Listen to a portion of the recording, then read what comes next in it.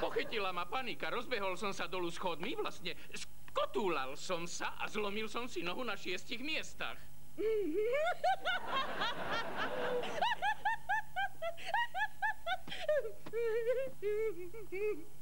Hej, Lori, nesmej sa, ten chlap má vážne problémy. Nebolo by to až také zlé, keby som nebol rozpučil svojho psa Fida.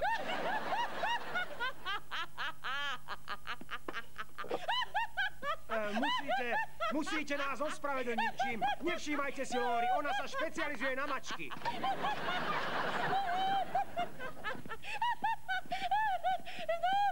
No, ja neviem, čo sa mi stalo.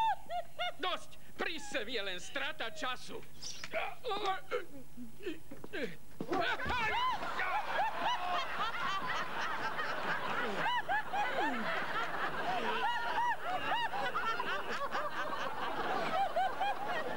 Asi priveľa pracuje, začína sa zosypávať. Áno, ja viem, ale pravdu povediac, bolo to dosť smiešné.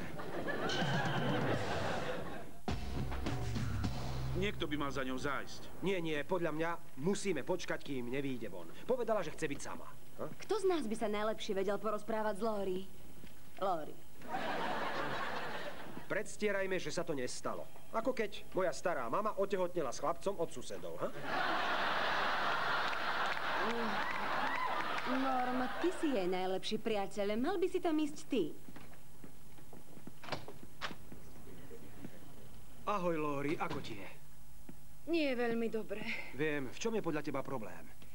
Fakt neviem. Pomáham ľuďom viac ako kedykoľvek predtým, ale namiesto uspokojenia sa cítim hrozne. Čo mám urobiť? Čo mám spraviť, aby som bola ďalšou Myrtle Wilkinsonovou? Myslíš tú slávnu sociálnu pracovníčku Wilkinsonovú? Áno, ty ju poznáš? Nie, čo je to pre Boha slávna sociálna pracovníčka? Nie je slávna, ale bola mojou učiteľkou. Robila sociálnu pracovníčku 40 rokov. Asi má niečo, čo ja nemám. Hej, už to mám, Lori. Čo keby sme za ňou zašli? Porozprávame sa s ňou. Určite sa budeš cítiť lepšie. Pôjdem s tebou. Ty by si šiel? Myslím, že by to mohlo pomôcť. Je to dobrý nápad. Áno, tak pôjdeme. Zaujímavé. Ani som sem nechcel vojsť a rozprávať sa s tebou. Chcel som ťa tu nechať sedieť. Norm, no tak. My dvaja si môžeme povedať čokoľvek. Áno, môžeme si povedať čokoľvek. Počuj, Lori. Aké je to zblázniť sa?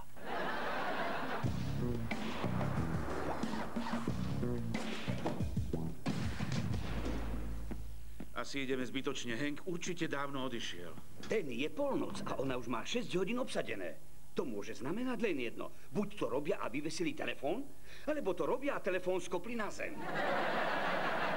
Povedala, že sa budú učiť a ja jej verím. Dobre, možno je iná ako ostatné. Čo to robíš? Ak už nemôžeš mať ty, aspoň im pokazíš číslo. Danny, čo tu robíš? No, ja som... Ahoj, Danny. Čo tu ešte robí on? Učíme sa na ten test. Hank, počkáš minútu? V čom je problém? Volal som ti 6 hodín, alebo by som mal povedať 6 hodín? Asi by som mal povedať 6. Pozri, nie som idiot. Viem, čo sa tu deje a nemusím to tolerovať. Nemusíš zo mňa robiť blázna. Budem ti chýbať, miláčik.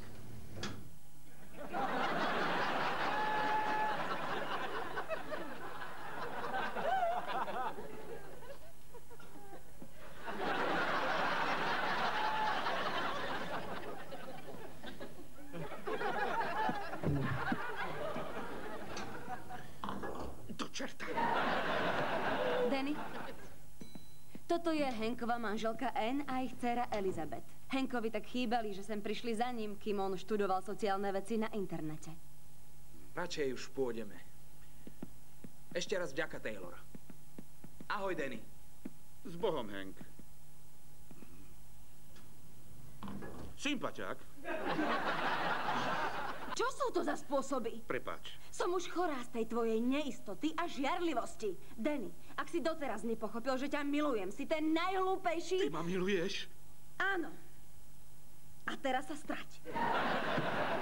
Hej, Taylor, aj ja ťa milujem. Rozprávaj to výťahu.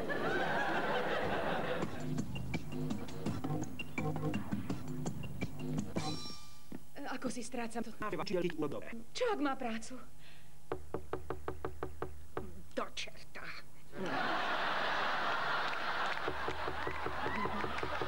No dobre, dobre. Už idem.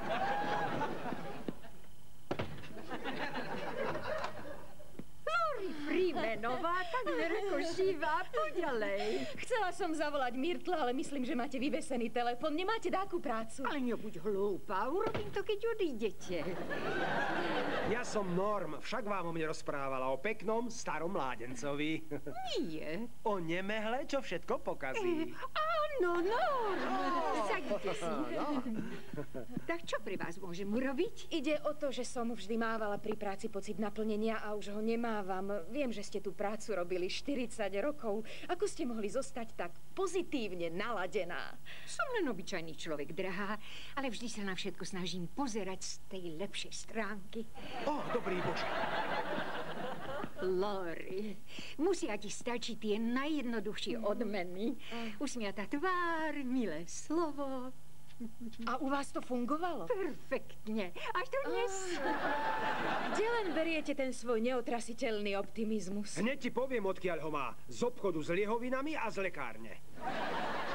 Čo to rozprávaš? Chce spáchať samovraždu, zavolaj pohotovosť. Čo? A čo by? Skrátka, mám len veľmi rada chuť vodky. Hej, a čo tieto tabletky? Pobolieva ma koleno. Áno, a čo slučka? Nuž, tu je slučka. Bože môj, Myrtl, naozaj chcete spáchať samovraždu? No určite nie práve teraz, drahá. Práve teraz sa rozprávam s tebou. Norm, volaj 911. Myrtl, ja vás nechápem. Rozprávali ste mi o drobných odmenách, ktoré moja práca prináša. Nemala by si ma brať vážne. Mám v sebe toľko barbiturátov, že by to zabilo 4 veľké voly. Ale vy ste celý život pomáhali iným. Myslela som, že vám to dáva životnú silu. Pravda je taká, že práca je to jediné, čo mám, ale bohužiaľ duši to nestačí. Ale ty máš manžela a deti, ktoré môžu do tvojho života priniesť radosť. Nie som vydatá. Ale máš aspoň deti? Nie. Psa alebo mačku? Nie. Tak máš aspoň povraz? Ahoj, ako to dopadlo s Taylor? No, keď to chceš vedieť, nestalo sa nič, ale bola to najlepšia noc môjho života. Prečo? Čo sa stalo? Navzájom sme si vyznali lásku. To je skvelé, takže večer sa stretnete. Nie, nerozprávame sa. Dobre, ja už pre dnešok padám. To nemyslíš vážne, veď nie je ani obed. Ak som sa od Myrtl niečo naučila, tak je to poznanie, že si musíš užiť aj života. Fajn, kam teda ideš? Mám rande s Tomom, svojím masérom. Neviem, čo ešte má, ale ruky mu fungujú. Hej, Lori, čo máš pod tým kabátom? Skrývaš pred nami niečo pekné? Nie. No tak, ukáž nám, ako vyzeráš pod kabátom. Nebudeme sa smiať. A keď len preto, že ťa máme radi.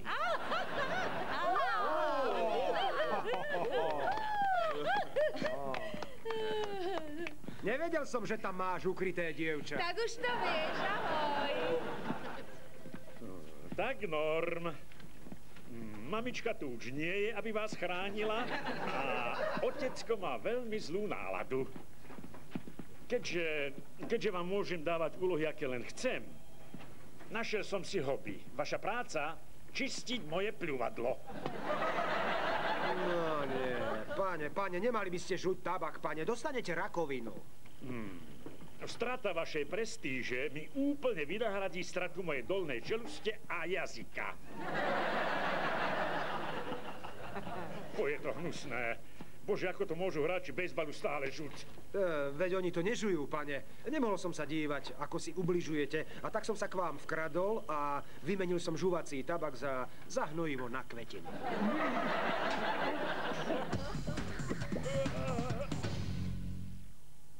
S Bohom, dobrú noc, OK, maj sa, ahoj, ahoj. Dobrú noc všetkým, ahoj, šťastnú cestu domov, ahoj, ahoj. Áno, Sú preč, si pripravená? poď ďalej. Bože môj, Páčim sa ti? o tomto som roky len sníval. Na rybne